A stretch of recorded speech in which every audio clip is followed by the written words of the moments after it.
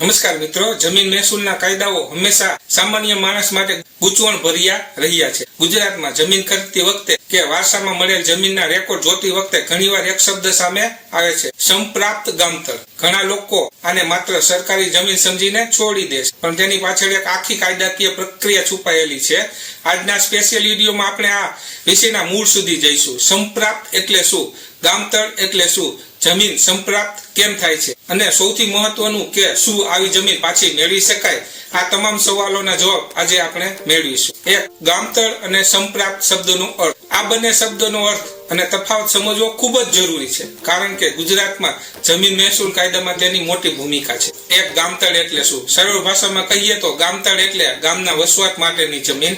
કાયદાકીય અર્થ, જે જમીન ખેતી માટે નહીં પણ ગામના લોકોના રહેઠાણ, જાહેર સુવિધાઓ અને પશુઓના ઉપયોગ માટે અનામત રાખવામાં આવી હોય તેને ગામતળ કહેવાય. કોણ નક્કી કરે? કલેક્ટર દ્વારા ગુજરાત જમીન મહેસૂલ અધિનિયમ હેઠળ ગામની સીમાની અંદર અમુક વિસ્તાર ગામતળ તરીકે જાહેર કરવામાં આવે છે. તેનો ઉપયોગ રહેણાંક મકાનો, પંચાયત ઘર, સરકારી શાળાઓ, જાહેર રસ્તાઓ, ચોરા અને પશુઓ માટેનું ગોચર તે અલગ ફાળવે, આ બધું જ સામાન્ય રીતે ગામતળની જમીનમાં આવે છે. બે, સંપ્રાપ્ત એટલે શું? સંપ્રાપ્ત એ શુદ્ધ ગુજરાતી શબ્દ છે, જેનો અંગ્રેજીમાં અર્થ થાય છે રિઝ્યુમ અથવા ટેકન બેક. સરળ અર્થ, જ્યારે સરકાર કોઈ જમીન કોઈ વ્યક્તિને કે સંસ્થાને અમુક શરતો પર વાપરવા આપે અને તે શરતોનો ભંગ થાય અથવા જમીનનો હેતુ પૂરો થઈ જાય ત્યારે સરકાર તે જમીનનો કબજો અથવા અને માલિકી હક પરત લઈ લે, તેને જમીન સંપ્રાપ્ત કરી કહેવાય. તે ક્યારે થાય? શરત ભંગ. માનો કે ખેતી માટે જમીન સાંથળીમાં મળી હોય અને તમે ત્યાં સૂચિત સોસાયટી બનાવી પ્લોટિંગ પાડીને વેચી દો, તો સરકાર તે જમીન સંપ્રાપ્ત કરી લે છે. તેમજ ગેરકાયદેસર વેચાણ. નવી શરતની જમીન કલેક્ટરની મંજૂરી વિના વેચવામાં આવે ત્યારે અથવા તથા લીઝ પૂર્ણતા, સરકાર પાસે ભાડે રાખેલી જમીનની મુદત પૂરી થઈ જાય ત્યારે. આમ બંને વચ્ચેનો સંબંધ સંપ્રાપ્ત ગામતળ.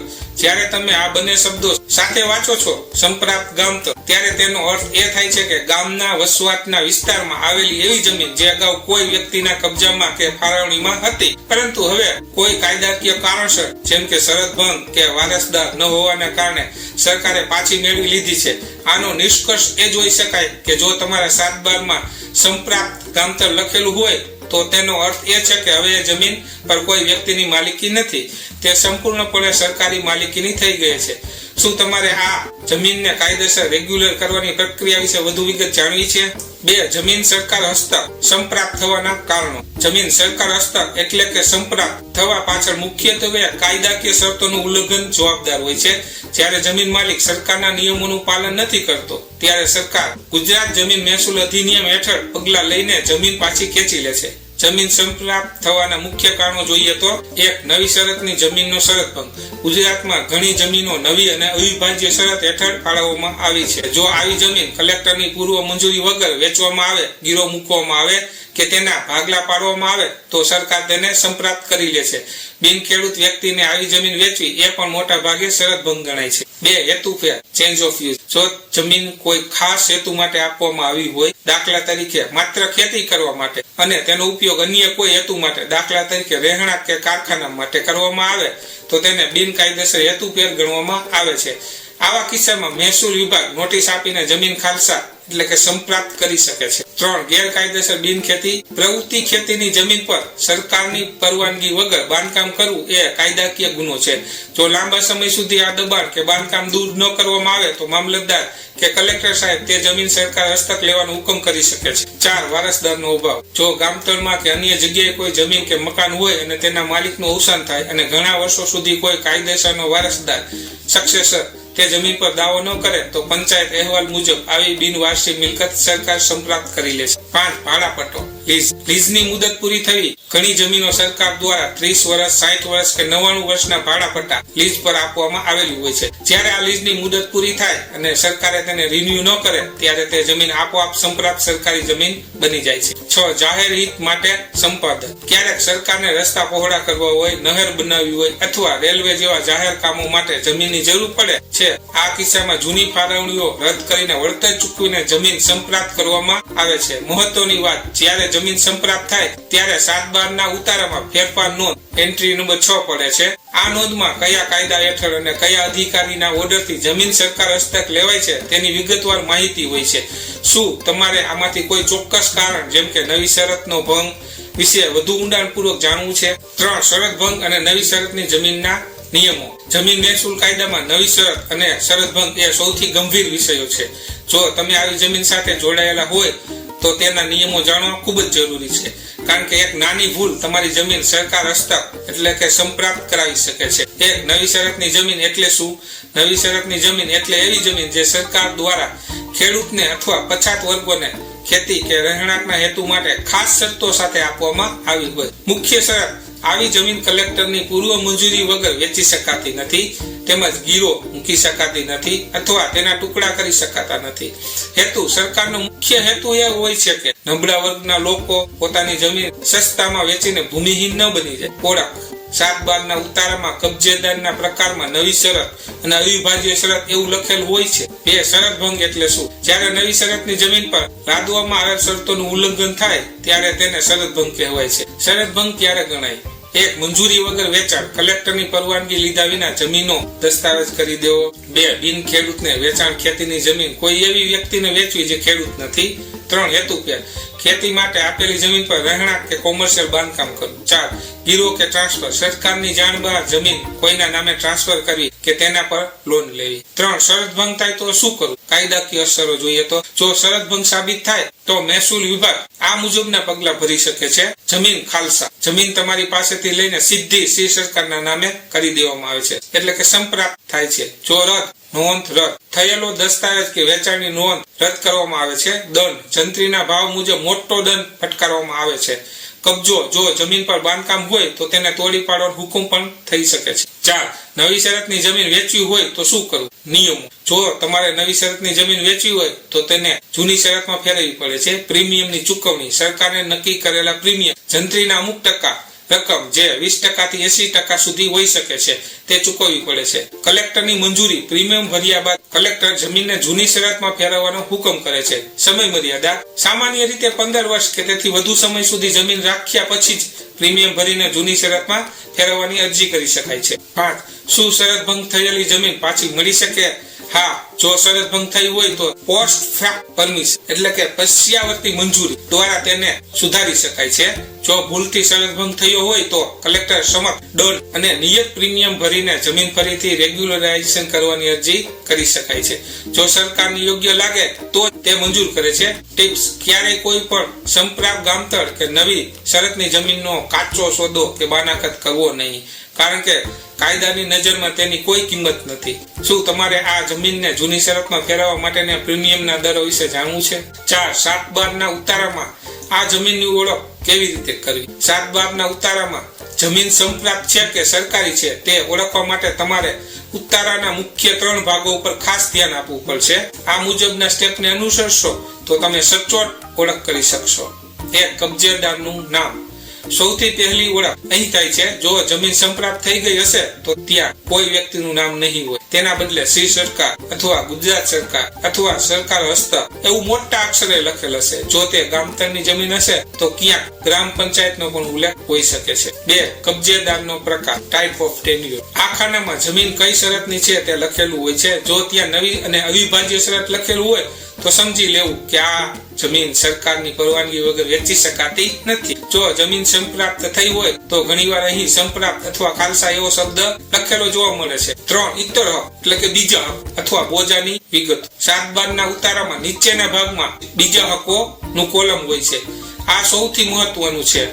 અહીં સ્પષ્ટ શબ્દોમાં લખ્યું હશે, સર્વે નંબર, બ્લોક નંબર વાળી જમીન સરકારના હુકમ નંબરથી સંપ્રાપ્ત કરવામાં આવેલ છે. જો જમીન પર કોઈ કાયદાકીય વિવાદ કે શરત ભંગ થયો હશે તો તેની ટૂંકી વિગત, દાખલા તરીકે કલમ 79A મુજબ શરત ભંગ બદલ સરકાર હસ્તક અહીં નોંધાયેલી હશે. 4. નમૂના નંબર 6 હકપત્રક અથવા ફેરફારનો.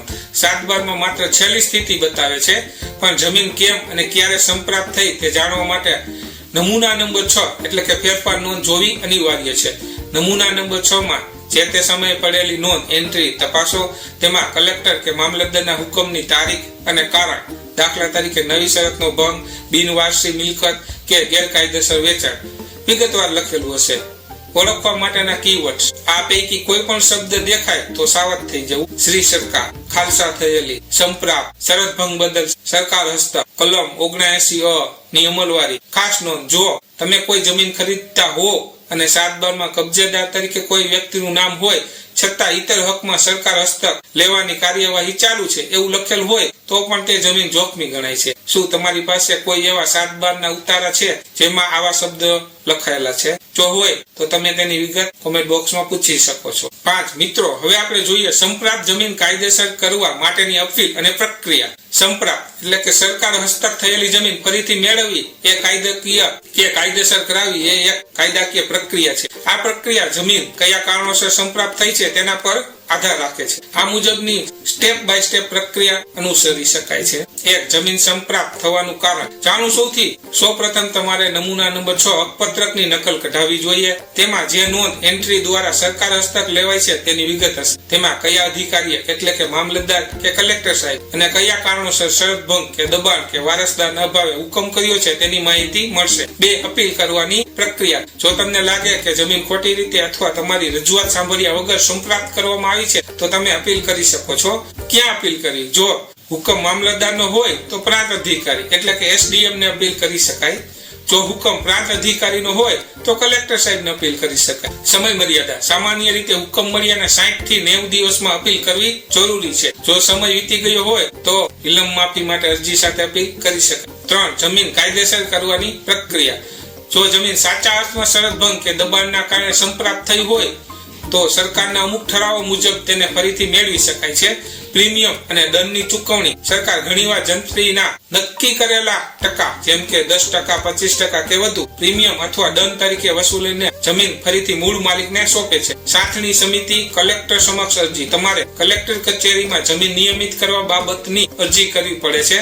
જરૂરી પુરાવા. જમીન પર તમારા લાંબા સમયના કબજાના પુરાવા, લાઇટ બિલ, વેરા, રસીદ, જૂના 7/12 અને 8 ઉતારા. જો રહેણાંક હોય તો પંચાયતની આકારણી નોંધ. 4. પશ્યાવર્તી મંજૂરી. જો તમે નવી શરતની જમીન મંજૂરી વગર ખરીદી લીધી હોય અને તે સંપ્રાપ્ત થઈ હોય તો તમે પ્રીમિયમ ભરીને તે વેચાણને કાયદેસર કરવા માટે કલેક્ટરને વિનંતી કરી શકો છો. જો તમામ નિયમોનું પાલન થતું હોય તો સરકાર દંડ સાથે મંજૂરી આપી શકે છે. 5. મામલતદાર કોર્ટ અથવા મહેસૂલ પંચ. જો કલેક્ટર સ્તરેથી તમારી અરજી ફગાવી દેવામાં આવે તો તમે ગુજરાત રેવન્યુ ટ્રિબ્યુનલ GRT અથવા હાઈકોર્ટમાં પણ દાદ માંગી શકો છો. ધ્યાનમાં રાખવા જેવી બાબતો. મહેસૂલી પ્રક્રિયા. મહેસૂલી વકીલની સલાહ. આ પ્રક્રિયાને જટિલ હોવાથી અનુભવી મહેસૂલી વકીલ રેવન્યુ લોયરની સલાહ લેવી ખૂબ જરૂરી છે. ગોચર કે જાહેર જમીન. જો જમીન ગોચરની હોય કે જાહેર હેતુ રસ્તા, તળાવ માટેની હોય તો તે કાયદેસર થવાની શક્યતા નથી અથવા નહીવત હોય છે. હાલમાં નવી જંત્રી અમલમાં હોવાથી દંડ કે પ્રીમિયમની રકમ નવી જંત્રી મુજબ ગણવામાં આવશે. શું તમારી પાસે